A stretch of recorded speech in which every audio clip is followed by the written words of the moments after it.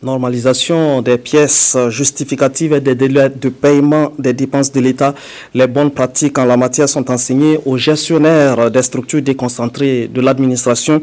Le cours était assuré par l'ENAREF, l'École nationale des régies financières, qui, avec pédagogie, a montré les voies à suivre pour éviter des désagréments liés au non-respect des délais de paiement des dépenses de l'État. Le reportage est signé de Karim Sissé.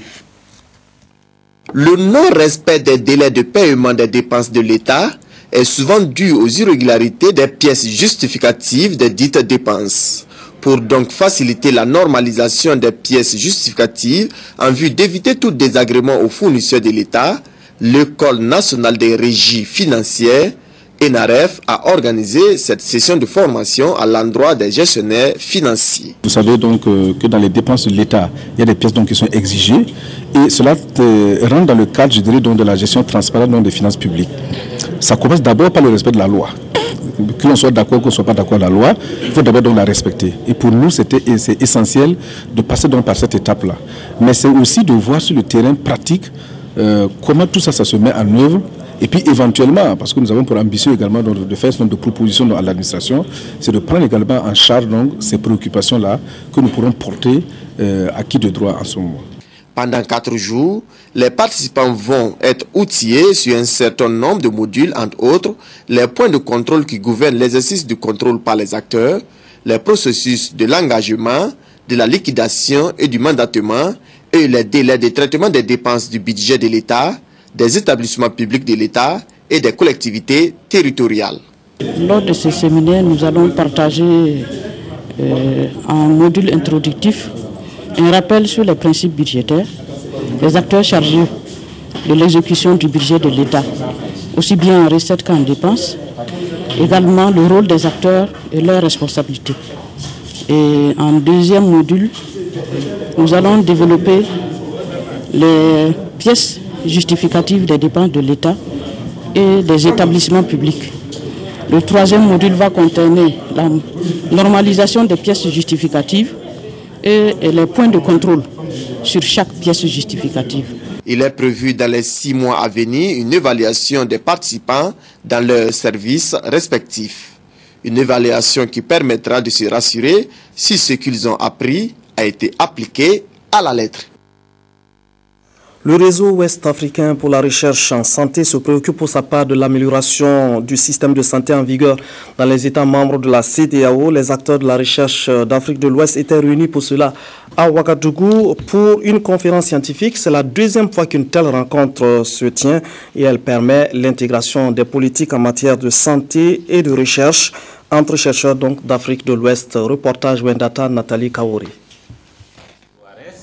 Depuis 3 ans qu'il a été créé, le réseau ouest-africain de recherche en santé s'est fixé comme principale mission de promouvoir la recherche pour la santé afin qu'elle réponde aux normes internationales.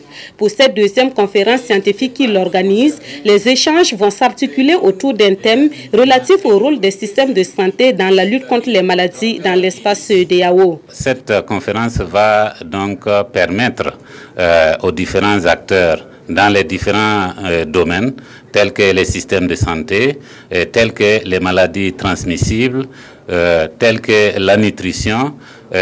Tous ces thèmes-là vont être partagés entre les participants. Et cela va probablement, à la fin, produire des recommandations. Ces recommandations feront l'objet d'un examen attentif par le ministre de la Santé de l'espace CEDEAO. Cette déclaration a été faite par le ministre burkinabé de la Santé qui a reconnu la nécessité d'une telle rencontre pour l'amélioration des systèmes de santé de la sous-région. La santé, comme tous les autres secteurs de la vie économique et sociale, ne peut pas connaître une avancée majeure sans qu'il y ait la recherche. Et le but essentiel, c'est de partager leurs connaissances afin que ça puisse être profitable, non seulement pour l'élaboration des politiques dans le domaine de la santé, mais que ça soit aussi profitable pour les praticiens dans l'amélioration donc de l'organisation du système de santé pour que les soins de santé soient de meilleure qualité. À l'ouverture de cette conférence, les différents intervenants ont tous reconnu que la recherche est un élément clé pour le développement sanitaire. Ils ont donc loué les actions du réseau ouest-africain de recherche en santé qui est devenu aujourd'hui un instrument indispensable pour mieux faire face aux problèmes de santé des populations de l'espace CEDEAO. Comment accompagner efficacement les communes en matière de politique sociale? Une étude commanditée par le ministère de l'Action sociale et de la Solidarité nationale montre la voie à suivre. Elle a été validée le 28 février. Reportage Boukari Ouedraogo. Cette étude qui s'est penchée sur les opportunités et les contraintes liées à la prise en compte des groupes vulnérables par les communes du Burkina Faso est le fruit d'une étroite collaboration entre le ministère de l'Action sociale et de la Solidarité nationale et le Fonds Enfants. Elle a touché 120 communes réparties dans les 13 régions du Burkina Faso et a révélé d'énormes insuffisances dans la prise en charge des personnes en situation difficile dans les communes. Absence de méthode, d'approche, de stratégie et de politique de leur prise en charge, méconnaissance de la politique nationale d'action sociale. Elle révèle également que la question du social n'est pas suffisamment intégrée dans les programmes communaux. Fort de ce diagnostic, les consultants ont formulé des recommandations à l'endroit du département en charge de l'action sociale, des collectivités territoriales et des partenaires au développement. Des recommandations à l'endroit de collectivités territoriales qui, entre autres, s'articulent autour de l'élaboration des stratégies spécifiques à la protection et la promotion des personnes vulnérables, l'identification des mécanismes pérennes de financement des actions en faveur des groupes vulnérables et également de faire des diagnostics en ce qui concerne les groupes défavorisés dans chaque commune. C'est des résultats quand même suffisamment à la hauteur des attentes. Et cette étude a mis en exergue la nécessité effectivement d'accompagner les communes dans la mise en œuvre des politiques sociales et d'action sociale au sein de ces différentes communes-là. Avec cette étude se profile à l'horizon des lendemains meilleurs pour les personnes vulnérables car leurs situations seront désormais intégrées dans les politiques communales. Dans la région de la boucle du Mouhoun, elle fait la fierté des femmes respectées par les hommes qui mènent la même activité qu'elle. Celle que vous allez bientôt découvrir a réussi dans un domaine où la volonté seule ne suffit pas. Quoi qu'il en coûte, notre héroïne a connu la souffrance, les nuits blanches et même certaines railleries pour accéder aujourd'hui au statut de femme leader à Dédougou. Elle a débuté comme servante avec 25 francs comme revenu par habit lavé, mais aujourd'hui, elle est patronne d'une petite unité d'élevage. Patrick Namono est allé à la rencontre de Koutou Asetou Kafando. Voici son reportage. Cette femme ressemble à s'y méprendre à une dame de la classe moyenne au Burkina Faso. Ce qui est sûr, elle est une femme au foyer. La fonction par essence de millions d'épouses. S'occuper de la cuisine, prendre soin de sa famille. Mais qu'exerce-t-elle comme activité au juste? Commerçante, me diriez-vous? Eh bien, détrompez-vous. Patience, nous allons la découvrir. Kafando Koutou Asetou a 43 ans. Elle avance et rien ne la détourne de ce qui la fait connaître au-delà des limites de la boucle de Mouhoun. L'élevage, voici son activité. Sa vocation remonte à sa tendre enfance, mais c'est véritablement dans les années 1990 qu'elle a commencé à voler de ses propres ailes. Au début, je faisais la lessive moyennant un paiement de 250 francs par lessive. Avec mes économies, j'ai d'abord pu acheter un mouton et ensuite des bœufs. Aujourd'hui, ses souffrances appartiennent au passé. Dans ses enclos, elle possède 20 bœufs, 60 moutons et une soixantaine de volailles. Elle s'est éloignée de toute commodité de la vie urbaine pour mener son activité. Pas d'électricité, pas de télévision pour suivre des feuilletons. Mais elle ne s'en plaint pas. L'essentiel, c'est de gagner sa vie.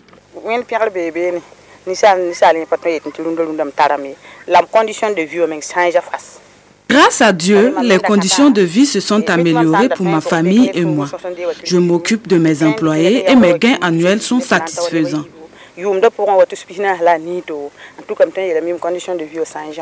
Hier comme aujourd'hui, Kafando Koutou Asetou bénéficie de l'appui financier et de l'assistance technique des ONG, des ministères en charge de l'élevage, de l'agriculture et surtout de celui de la promotion de la femme et du genre pour mener son combat. C'est une femme qui se bat et qui, je pense, par sa détermination, sa volonté d'aller de l'avant est un modèle que les autres femmes peuvent bien suivre. Parce que avoir ce qu'elle fait, vraiment, c'est une femme qui force l'admiration. Le commérage, le vol et la paresse, voilà ce que déteste Koutou Assetou qui pense qu'être femme n'est pas une fatalité. Mais d'où tire-t-elle l'énergie nécessaire pour s'occuper des animaux et supporter les odeurs, les nuisances sonores et les piqûres de moustiques et autres insectes?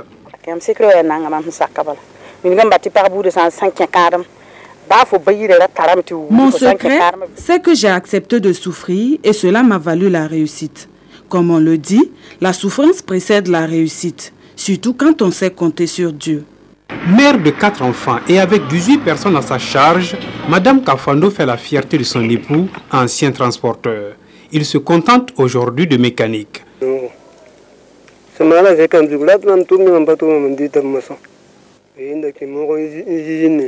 Mon épouse me soutient dans la gestion de la famille et j'en suis fier. Sa plus grande joie, c'est d'avoir ramené sa mère auprès d'elle après qu'elle ait été répudiée par son défunt père.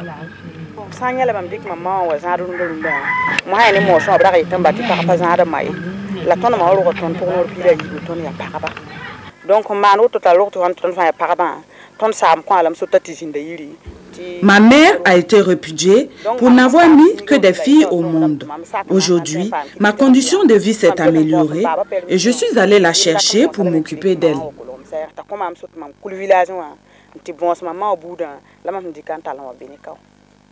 Aujourd'hui, auprès de l'une de ses 10 filles, l'octogénaire retrouve une nouvelle vie. Je bénis ma fille et je demande à Dieu de la bénir davantage afin qu'elle continue de s'occuper de moi. À la tête de l'association Benkadi Lomé réunissant environ 200 femmes, Koutou Assetou, qui a quitté les bancs après le certificat d'études primaires, sait que l'alphabétisation est l'une des options salvatrices pour sortir ses sœurs de l'obscurantisme. Elle a obtenu 3 centres où on y apprend à lire et à écrire en djoula et en moré, mais aussi à construire des dialogues en français. Le message fort qu'elle donne à ses sœurs, c'est de travailler, oser entreprendre, braver les préjugés, c'est la voie royale pour l'autonomisation économique des femmes. Réceptives, ces apprenantes caressent le secret espoir que parmi elles sortiront des Koutou Assetou.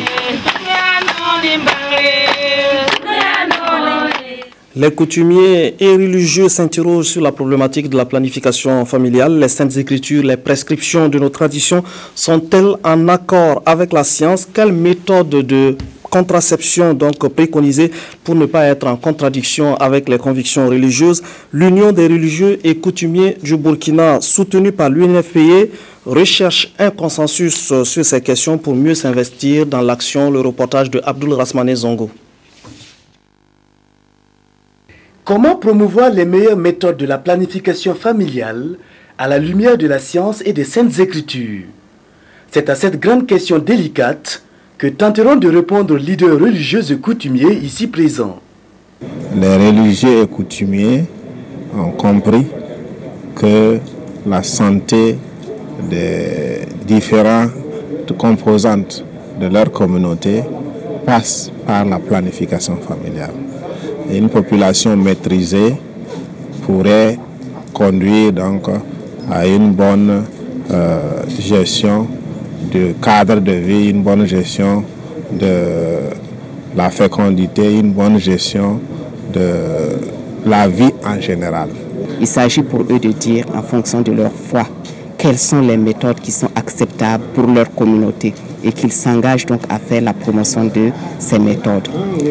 Au niveau du Fonds des Nations Unies pour la population, notre contribution est d'accompagner ce genre d'initiative et d'aider le gouvernement parallèlement à mettre en place une gamme complète de méthodes de planification familiale afin qu'en fin de compte, chaque femme choisisse la méthode qui lui convienne.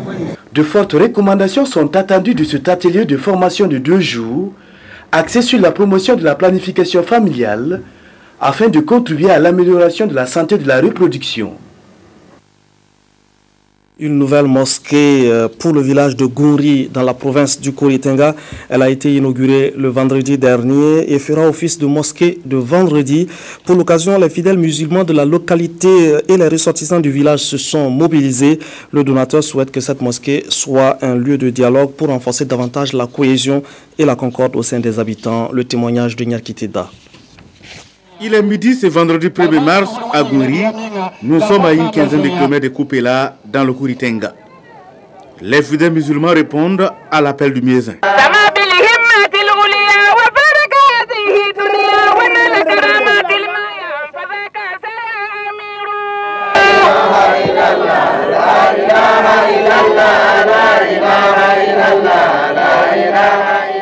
Ils vont prier Allah comme d'habitude, mais cette fois-ci dans une nouvelle mosquée. Une mosquée offerte par cet homme qui est à sa 103e mosquée à travers le pays. Nous faisons toutes ces réalisations pour Dieu. Nous voulons contribuer au renforcement de la croyance et aider surtout ceux qui veulent connaître Dieu. Une nouvelle mosquée pour le village, la mobilisation était au rendez-vous. Tous sont venus pour la prière, la bénédiction de la mosquée, mais pour témoigner surtout leur reconnaissance à leur bienfaiteur qui a érigé la mosquée à Gouri dans le canton de Koupela. C'est un sentiment de satisfaction, de joie, de voir la réalisation de cette mosquée. Que Dieu guide les fidèles et bénisse les bienfaiteurs. Je rends grâce à Dieu, nous ne nous attendions pas à ce miracle. On avait une mosquée, mais en paille, ensuite en banco. Aujourd'hui, vous voyez, la mosquée est là, on est vraiment fiers. À la prière, tous ont souhaité que la mosquée soit effectivement le lieu pour renforcer davantage la foi musulmane, mais aussi la concorde et la solidarité dans le village de Gouri. Les orateurs du jour ont surtout insisté sur la paix, la tolérance, le partage, la cohésion, gage d'un développement humain durable.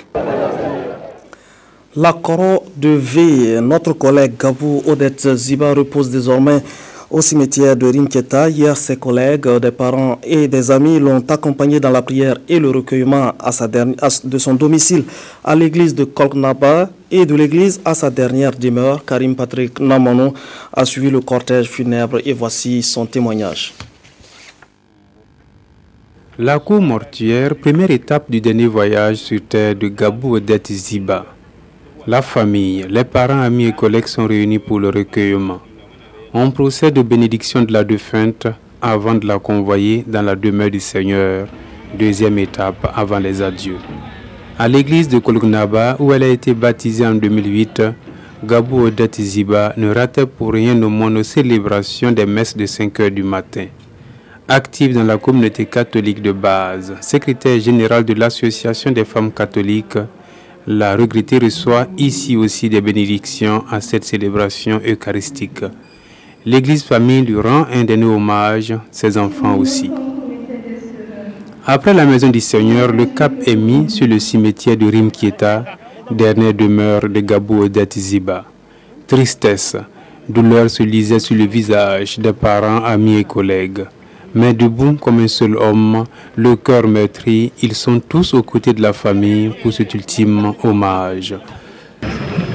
Odette Ziba, épouse Bazier, que nous appelons affectueusement la Coro de Val ou encore la Coro de V, pour simplement dire qu'elle avait de la valeur à nos yeux. Odette, tes consoeurs de la PAC, de la RTB, retenons de toi une brave femme, pétrie d'expérience, de sagesse, d'humilité et de piété. Parce que tu étais le bon exemple. Ton sens élevé du service public t'a valu d'être porté à la dignité de chevalier de l'ordre de mérite des arts, des lettres et de la communication.